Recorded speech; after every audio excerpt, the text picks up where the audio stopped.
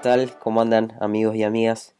Hoy nos vamos a centrar, nos toca ver brevemente lo que es el libro Amós, un libro súper interesante, por más de que parece cortito, tiene mucho contenido y mucho para estudiar, pero la idea es que brevemente podamos ver en estos minutos un poquitito del libro en resumen y que más o menos podamos tener una idea de cuando nos mencionen este libro. Primeramente, para comenzar, solamente mencionarles un poquitito, es un contexto, seguramente escucharon hablar acerca de Oseas, es un contemporáneo de Oseas, es parte de los que se los denominan profetas menores.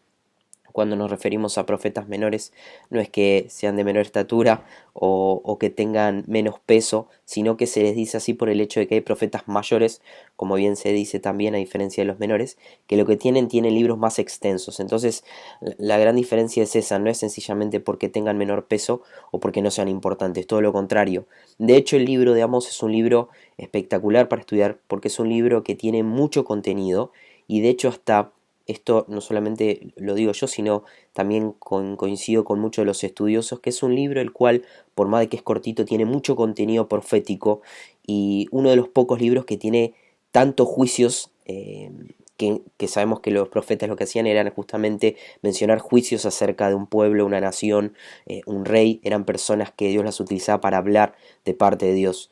Entonces es interesante empezar con esto, sabiendo que por más de que es un libro cortito, es un libro que es extenso en todo su contenido. Así que brevemente vamos a ir mencionando capítulos, nos vamos a centrar en detalles. La idea es que también esto sea un breve estudio y ustedes puedan quedarse con ganas de seguir estudiando y profundizando mucho más. Primeramente, arrancamos con lo que es Amós. Amós es podríamos decir, un pastorcito.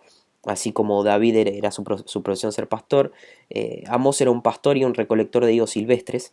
Era una persona dedicada a lo que era la ganadería, el campo, la agricultura, y era una persona que Dios utilizó grandemente para ser vocero de parte de Dios en estos tiempos.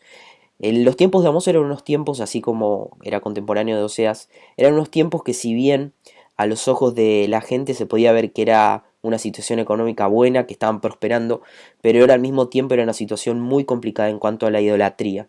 De hecho, este libro va a atacar mucho eso, acerca de la idolatría y cómo dejan de lado a Dios y se olvidan. En general, vemos esto alrededor de la Biblia. Hay libros específicos que una y otra vez pasa este proceso, este bucle, en el cual el pueblo va a la idolatría, se arrepiente y Dios los perdona y vuelven a caer en idolatría, ellos se arrepienten y vuelven a caer en idolatría así una y otra vez. Y esto, amigos, es muchas veces un reflejo exacto de lo que podemos llegar a hacer nosotros. Pero bueno, tenemos que Amós era un pastorcito de ovejas, un pastor de ovejas, una persona que se dedicaba a la ganadería, agricultura y todo lo relacionado al campo, pero es una persona que Dios utilizó para hablar acerca de los juicios para naciones y para Israel. Específicamente en el versículo 1, en el capítulo 1, vamos a ver que empieza con juicios. Y acá hay algo que empieza con juicios y empieza apuntando a varios, no solamente a uno. Empieza contra todos los que son las naciones vecinas de Israel. Y si podríamos ver en una imagen, en un mapa, tenemos todas las naciones alrededor y en el centro está Israel, la nación de Israel. Entonces acá vemos que Amós arranca con el capítulo 1, haciendo juicio a todas estas naciones vecinas de Israel. Es interesante recalcar que van a ver, si lo estudian y lo leen, que una y otra vez en el capítulo 1 se menciona esto hasta 3 y hasta 4 veces. Esto se lo menciona a modo de comentario porque está bueno para estudiarlo. Si lo estudian, esto menciona no es que es un número exacto, sino que es la gota que derramó el vaso, como se suele decir. Cuando se menciona 3 a un 4 está diciendo, bueno, colmaron la paciencia de Dios. Y así empieza Amós en el capítulo 1, hablando juicio contra estas naciones vecinas. Después vamos a ver que lo que es el capítulo 2, se habla también lo que es juicios contra Israel. Brevemente voy a hacer un repaso y después vamos a ir un poquitito más a fondo a cada uno. Después también hay denuncias y amenazas de parte hacia Amós. Después también hay visiones del castigo de aparte de Amós hacia el pueblo y específicamente hacia el rey que estaba en ese momento. Y también lo que es restauración futura de Israel y otras profecías también y visiones terminando el capítulo. En síntesis podríamos decir que el libro engloba todo esto: juicios contra las naciones vecinas, juicio contra Israel específicamente, visiones del castigo que Dios tenía preparado para Israel, También vemos que hay una parte en la cual Amós es instigado y es pedido que se vaya por lo que está diciendo. Obviamente, siempre que a nosotros nos dicen cosas que no nos gustan, decidimos tomar esa postura, a veces enojarnos, y bueno, esto es lo que pasaba también con el rey cuando Amós le iba con estas cosas.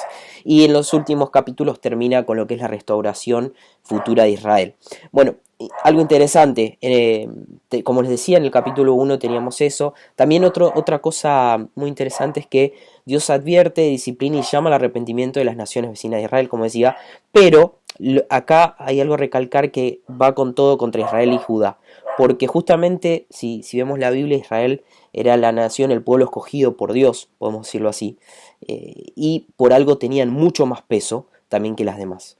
Acá hay un punto clave en el libro Amós que se menciona, que es lo que es en el capítulo 7. En el capítulo 7 es como podríamos decir, se menciona el punto de declive, en el cual se menciona lo que es la división del reino de Israel. De acuerdo, por resultado de lo que es la división del reino de Israel, acuérdense que lo que eran las 12 se dividen en 10 y las otras 2. Bueno, acá es que en ese momento que se hace la gran división, que eso si les interesa lo pueden buscar, está en Primera Reyes 12, y específicamente Primera Reyes 12:25, cuando el pueblo se desvía, el pueblo de Israel, ahí el rey lo que hace en ese momento es, para que no tengan que ir a Jerusalén, que Jerusalén estaba el lugar para ir a adorar, ir a ofrecer sacrificio, lo que hacen para no ir hasta ahí, crean lugares adelaños o otros lugares optativos en el cuales podían ir a adorar. Pero no era algo que Dios estaba de acuerdo. Y eso está bueno porque ahí nos menciona también muchas veces cómo uno es y cómo muchas veces busca alternativas cuando lo correcto no es. Crea estos templos intermedios, por decirlo así, para que no tengan que subir a adorar a Jerusalén, y específicamente lo que es Betel y en Efraín, que eran estaban en dos ciudades cercanas yendo antes de Jerusalén. Entonces eso es algo también interesante en todo esto, porque el pueblo no solamente que estaba viendo una gran economía y estaba muy bien, sino que también tenía facilidades para no tener que recurrir y moverse un poco más. Entonces todo esto empezó a generar el tema de lo que es la idolatría, el tema de que justamente este rey había puesto esto para que no tengan que ir a Jerusalén, y por otro lado para poder controlar un poco mejor todo. Otra cosa interesante antes de esto, hay un juicio, que si ustedes ven ese juicio, lo que es específicamente los capítulos 3 al 6, hay un juicio específico ahí que ese juicio se cumple, ese juicio ya se cumplió, que está en Segunda Reyes 17, el cumplimiento, que es cuando el ejército asirio conquista y lo lleva. Porque Amós empieza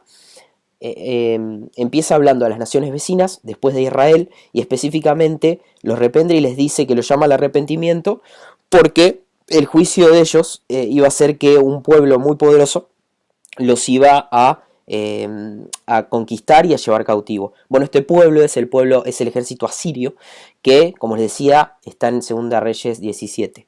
Entonces pasa esto, y después de todo esto tenemos a Amós que sigue hablando sobre el tema del castigo de Dios.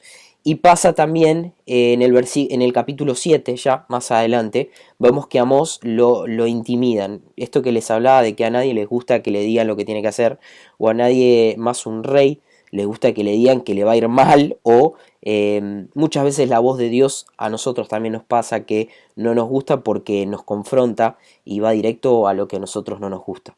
Entonces vemos que en lo que es el capítulo 7, en esos versículos, Amós es intimidado por el rey de ese momento y lo manda lejos.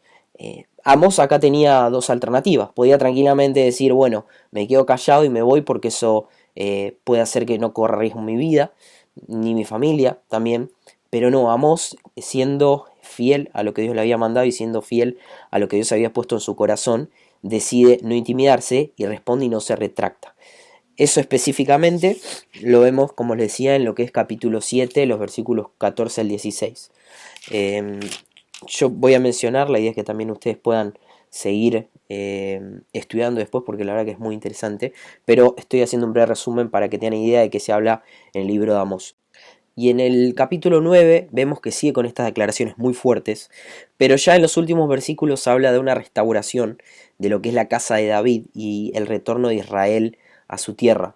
Y acá lo último, esto es interesante de lo que es el libro de Amós, porque así como el libro de Amós y muchos otros libros proféticos, si uno se fija, lo que resalta todo el tiempo es el juicio de Dios, la justicia de Dios, pero también la gracia de Dios.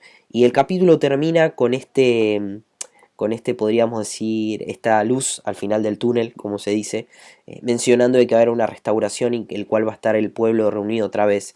Y otra cosa es que menciona de que va a haber de toda lengua y nación. Esto también nos habla no solamente de que van a estar solamente el pueblo de Dios, sino que hoy en día actualmente, llevándolo a la actualidad a cada uno de nosotros, todo aquel que cree en Cristo como su Salvador pasa a pertenecer al pueblo de Dios. Y esto el día de mañana, si Dios así lo permite, cuando haya esta gran restauración, vamos a estar cada uno de nosotros y ya sabemos que ahí se menciona todo lo que son eventos futuros y el día del Señor, como bien lo mencionamos acá.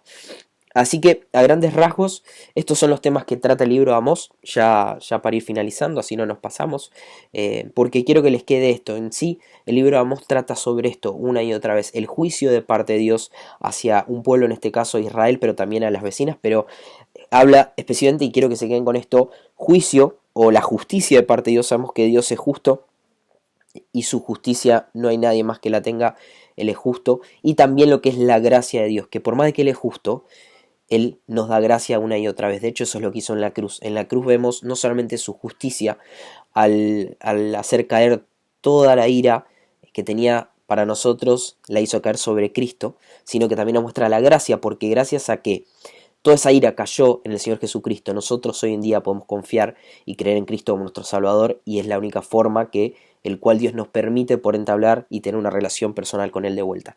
Pero no lo hace nuestra moral, no lo hace que seamos buenos, sino que tuvo que haber un sacrificio y tuvo que haber un juicio para que realmente haya gracia. Entonces, una y otra vez Amós muestra esto, el juicio y la gracia de Dios. Entonces, eso es lo que les quería comentar brevemente. Amós es un libro espectacular para estudiarlo, por más de que es cortito. De hecho, hay un montón de cosas y detalles que yo no los mencioné, porque es un libro que por más de que es cortito tiene muchas cosas, pero quiero que se queden con esto.